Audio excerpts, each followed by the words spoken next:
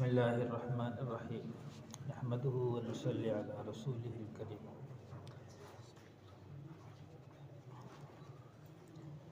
بھائیو، وضو کے مسائل بیان ہو رہے تھے، وضو کے فرائض کا تفصیل سے بیان ہو گیا۔ پھر وضو کے اندر 13 سنتیں ہیں، سنتوں کی تفصیل جاری تھی۔ سنتوں میں سب سے پہلے نیت کرنا، وضو کی نیت کرنا، پھر بسم اللہ پڑھنا، بسم اللہ الرحمن الرحیم، یہ بسم اللہ والحمدللہ، پھر دونوں ہاتھ گھٹنوں تک دھونا، اور چوتھے نمبر پر مسواک کرنا۔ یہاں تک کل تفصیل سے بیان ہو چکا تھا۔ مسواک کے فضائل بھی بیان کیے تھے کہ جس وضو کے ساتھ مسواک کی جائے، پھر اس سے جو نماز پڑھی جائے اس نماز کا ثواب 70 گنا بڑھ جاتا ہے۔ تھوڑا سا عمل ہے لیکن اجر و ثواب کتنا زیادہ ہے۔ بعض عمل ایسے ہوتے ہیں عمل چھوٹا لیکن اجر و ثواب زیادہ۔ تو مسواک وہی ہے کہ عمل چھوٹا ہے لیکن مسواک، وضو کے ساتھ مسواک کر لی جائے تو اس وضو سے جتنے بھی اعمال کیے جائیں گے ان کا 70 گنا عمل بڑھ جاتا ہے، نماز کا ثواب 70 گنا بڑھ جائے۔ اس لیے ہمیشہ وضو کے ساتھ مسواک ضرور کریں۔ پھر اسی طرح 3 دفعہ کلی کرنا۔ تو کلی کرنے کا طریقہ یہ ہے کہ بھئی دائیں ہاتھ سے منہ میں پانی لیں، تو اس طرح 3 دفعہ کلی کریں، اور 3 دفعہ ناک میں پانی ڈالنا۔ تو ناک میں دائیں ہاتھ سے پانی ڈالیں، اور روزہ نہ ہو تو تھوڑا سا سانس کے ذریعے سے کھینچے نرم ہڈی تک۔ اگر روزہ ہو تو پھر سانس کے ذریعے نہ کھینچے، پھر نرم ہڈی تک پانی پہنچے، اور پھر بائیں ہاتھ کی چھوٹی انگلی کو ناک میں پھیریں، اور پھر ناک کو اچھی طرح سنک دیں۔ حدیث میں ہے یہ جو شیطان ہے رات کو ہمارے ناک کے نتنوں کے بیچ میں رات گزارتا ہے۔ پھر جب صبح اٹھو تو جب کلی کرو، ناک میں پانی ڈالو تو ناک کو اچھی طرح سنک دو، شیطانی اثرات نکل جاتے ہیں۔ تو اس طرح ناک کو اچھی طرح صاف کریں، پھر چھوٹی انگلی کو ناک میں پھیر کے پھر اچھی طرح ناک کو صاف کریں، لیکن ناک صاف کرنی ہے الٹے ہاتھ سے، پانی ڈالنا ہے سیدھے ہاتھ سے لیکن ناک کو صاف کرنا ہے الٹے ہاتھ سے۔ تو اسی طرح داڑھی کا خلال کرنا، یہ مسئلہ پہلے بتا دیے۔ داڑھی اگر گھنی ہے تو گہری جب داڑھی ہے، گہری زیادہ ہے تو پھر آس پاس پانی لگا لے اور پھر داڑھی کا خلال کر لے۔ اگر ہلکی ہلکی داڑھی ہے تو خلال کی ضرورت نہیں ہے، اگر بڑی داڑھی ہے تو پھر داڑھی کا خلال کرنا۔ بعض علماء نے اس کو واجب فرمایا، واجب۔ تو داڑھی کا خلال ضرور کریں، یعنی داڑھی کے درمیان سامنے سے ایسے انگلی ڈالے یا اس طرح پیچھے سے انگلی ڈالے، اس طرح، یعنی بالوں کے درمیان میں انگلی ڈالنا، اس کو خلال کہتے ہیں۔ اسی طرح ہاتھ اور پاؤں کی انگلیوں کا خلال کرنا۔ ہاتھ دھوتے وقت ایک دفعہ دائیں ہاتھ کی انگلیاں بائیں ہاتھ میں ڈالیں، یہ خلال ہو گیا۔ اور پیروں کی انگلیوں کے خلال، یہ جو چھوٹی انگلی ہے جب پیر دھوئیں گے تو یہ چھوٹی انگلی پیر کی چھوٹی انگلی سے شروع کرنا ہے، یعنی نیچے سے پیر کی انگلیوں کا خلال کرنا ہے ایسے، پہلے دائیں سے شروع کرتے وقت، چونکہ بعض اوقات انگلیوں کے درمیان میں جگہ خشک رہ جاتی ہے، اس لیے انگلیوں کا اچھی طرح خلال کر لیا جائے پیر کی۔ پھر اسی طرح بائیں پیر کی انگلیوں کا خلال، یعنی انگلیوں کے اندر ایک انگلی ڈال کر اچھی طرح سارے پیروں کی انگلیوں کے درمیان میں خلال کر لیا جائے۔ خدا نخواستہ درمیان میں 2 انگلیوں کے درمیان میں خشک جگہ رہے گی تو وضو نہیں ہوگا، تو اس لیے خلال کر لیں گے، انگلی پھیر لیں گے انگلیوں کے درمیان میں، تو وہ یعنی جگہ گیلی ہو جائے گی اور جگہ خشک نہیں رہے گی۔ خدا نخواستہ خشک رہ گئی، ایک بال کے برابر بھی جگہ خشک رہ گئی تو وضو نہیں ہوگا۔ اور اسی طرح ہر عضو کو 3 مرتبہ دھونا، ایک دفعہ دھونا فرض ہے اور 3 دفعہ دھونا سنت ہے۔ ایک دفعہ حضور صلی اللہ علیہ وسلم نے وضو فرمایا اور ہر وضو کو 3 دفعہ دھویا، پھر فرمایا کہ یہ میرا وضو ہے، فمن زاد علیہا او نقص فقد اساء وظلم، جس نے اس سے زیادہ دھویا یا اس سے کم دھویا اس نے برا کیا اور ظلم کیا۔ اب کئی ایسے وہمی ہوتے ہیں وہ دھوتے ہی چلے جاتے ہیں، ایک وضو کو دھو رہے ہیں یعنی وہ پھر شک پڑ گیا پھر دھو رہے ہیں، تو ایسا نہ کریں، یہ پانی کا بھی ضیاع ہے، وقت کا بھی ضیاع ہے، اور اس طرح یعنی تو بس 3 دفعہ دھو لیا کافی ہے، وسوسے کے پیچھے نہ پڑے۔ بعد یہ وہم کی بیماری بن جاتی ہے اور بار بار یہ شک پڑتا پتہ نہیں فلاں وضو دھویا کہ نہیں فلاں وضو، تو اس کا علاج بھی حضور صلی اللہ علیہ وسلم نے بتلایا ہے کہ جب ایسے شک پڑے اور آپ نے پتہ ہے ایک دفعہ دھو لیا پھر شک پڑا، تو بائیں پیر کو دھو لو، بس آخر میں بائیں پیر کو دھو لو اور کہو بس دھل گیا، یعنی بار بار اعضاء کو دھوتے نہ چلے جاؤ، شک میں نہ پڑو۔ اور یہ بھی ایک حدیث میں آیا ہے، جب ہم غسل خانے میں جاتے ہیں نا تو ایک تو غسل آج کل اٹیچ بات ہے، ایک تو پیشاب کرنے کی جگہ بنی ہوتی ہے نا، ایک نہانے کی جگہ بنی ہوتی ہے، تو نہانے کی جگہ میں پیشاب نہ کریں، تو لکھا ہے جو نہانے کی جگہ میں پیشاب کرتا ہے اس کو وسوسوں کی بیماری پیدا ہو جاتی ہے، اور یہ اتنی بری بیماری ہے کہ انسان کسی کام کا نہیں رہتا، تو اس کو ہر وقت وسوسے پڑتے رہتے ہیں، اور پتہ نہیں میرا وضو ہوا کہ نہیں، پتہ نہیں استنجا ہوا کہ نہیں، وہ گھنٹہ گھنٹہ استنجا میں لگاتا ہے، گھنٹہ گھنٹہ وضو میں لگاتا ہے، پانی کی ٹینکی ضائع کر دیتا ہے۔ تو یہ وسوسوں کی بیماری، نہانے کی جگہ پہ پیشاب، ایک تو یہ کہ فلش لگا ہوا ہے تو وہاں پیشاب کر لے، ایک یہ کہ نہاتے ہوئے جہاں نہا رہے ہیں اس جگہ پیشاب نہ کریں، کیونکہ وہ جگہ خراب ہو جائے گی، وہاں چھینٹیں پڑیں گی، پھر وسوسوں کی بیماری پیدا ہوتی ہے۔ تو ہمیشہ اس چیز کا خیال رکھیں کہ نہانے کی جگہ پہ پیشاب نہ کریں، تو یہ حدیث میں ہے کہ وہ وسوسوں کی بیماری پیدا۔ تمام سر کا مسح کرنا، کل میں نے یہ تفصیل سے بتا دیا کہ سارے سر کا مسح کرنا سنت ہے، چوتھائی سر کا مسح کرنا فرض، سارے سر پہ ہاتھ پھر جائے تو یہ سر کا مسح کرنا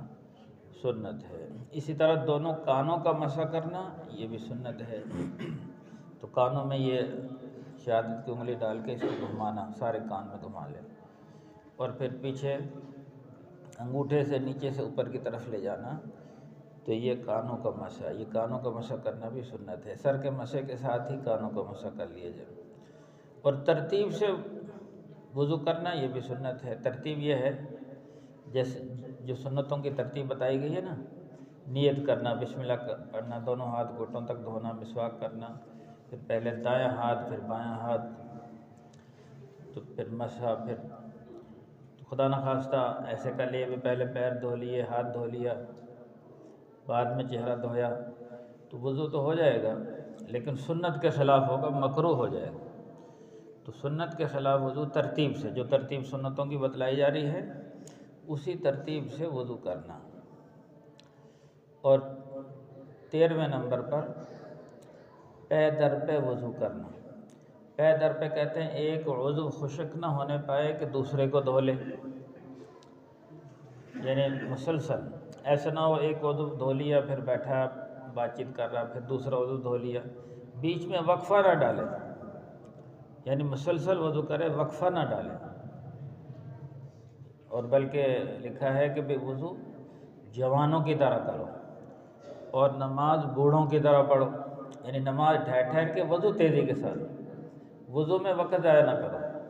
کیونکہ جتنا وقت ضائع اتنا وقت بھی ضائع ہوگا، پانی بھی ضائع ہوگا۔ وضو تیزی سے، لیکن اتنا تیزی بھی نہ ہو کہ 3 دفعہ نہ دھوئے، سارے وضو کو 3 دفعہ دھونا ہے، تو لیکن تیزی کے ساتھ کرنا ہے، اس میں وقت گھنٹہ نہ لگائے، وقت ضائع نہ کرے، پانی ضائع نہ کرے۔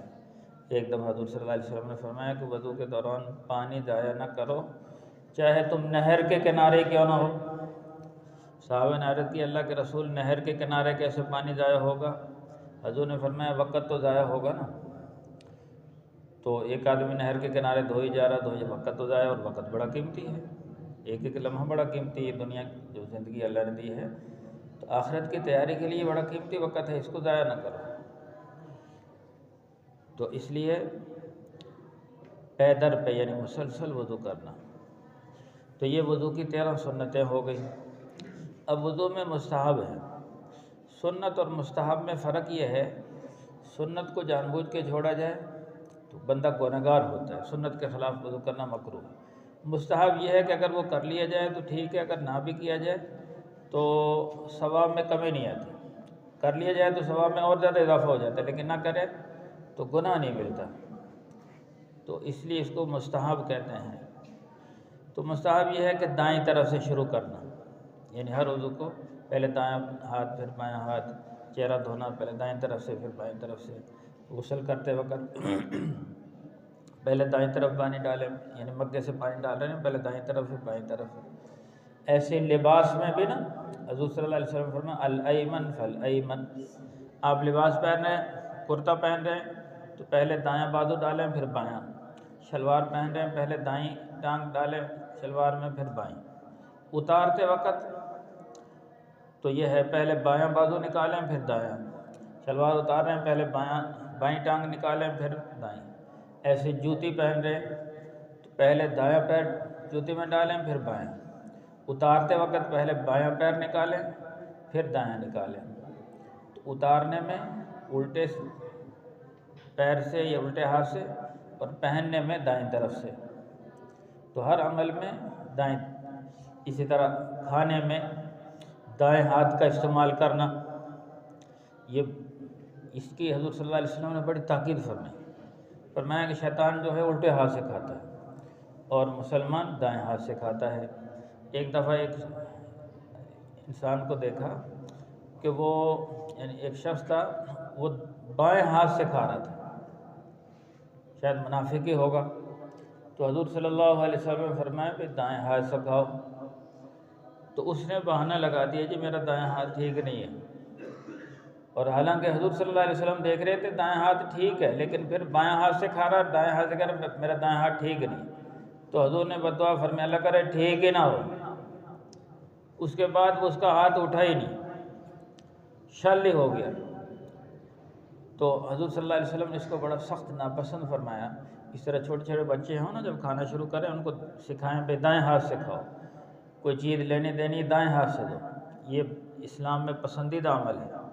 دائیں ہاتھ سے مصافحہ کریں، دائیں ہاتھ سے کوئی چیز لیں دائیں ہاتھ سے دیں، اور دائیں ہاتھ سے ہی کھائیں۔ ہاں جو گندے کام ہیں، مثال کے طور پر استنجا کرنا ہے وہ بائیں ہاتھ سے کریں، ناک صاف کرنی ہے بائیں ہاتھ سے کریں، تو یہ بائیں ہاتھ استنجا کے لیے، ناک صاف کرنے کے لیے، اور دایاں ہاتھ کھانے پینے کے لیے، تو اس طرح دائیں طرف سے شروع کرنا۔ ایسے گردن کا مسح کرنا،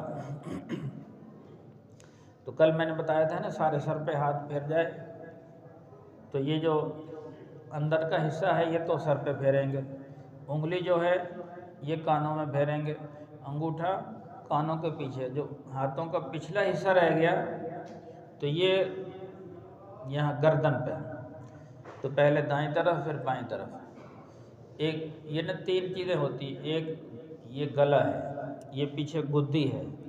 سائیڈوں پہ گردن ہے، تو گردن کا مسح کرنا ہے، نہ تو گلے کا کرنا ہے نہ گدی کا کرنا ہے، تو گردن سائیڈوں پہ ہوتی ہے، یہاں مسح کرنا۔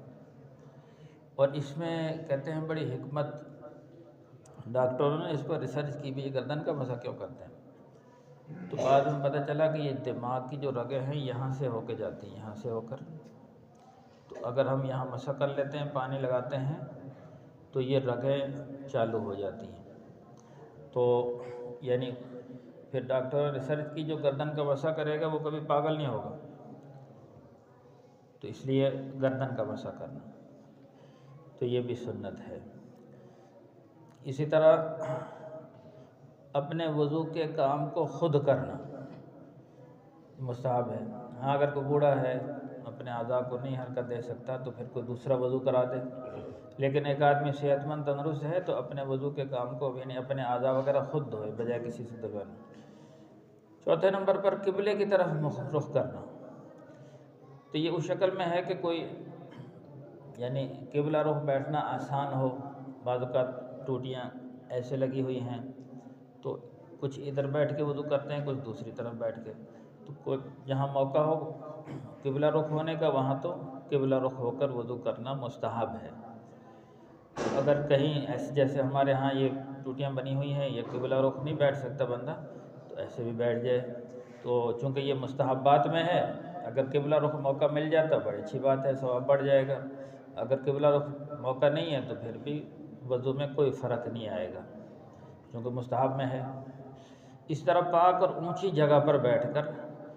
وضو کرنا، پاک جگہ اور اونچی جگہ پر بیٹھ کر وضو کرنا، ناپاک جگہ پہ نہ کرے، جیسے استنجا کرتے ہو وضو نہ کرے تو یعنی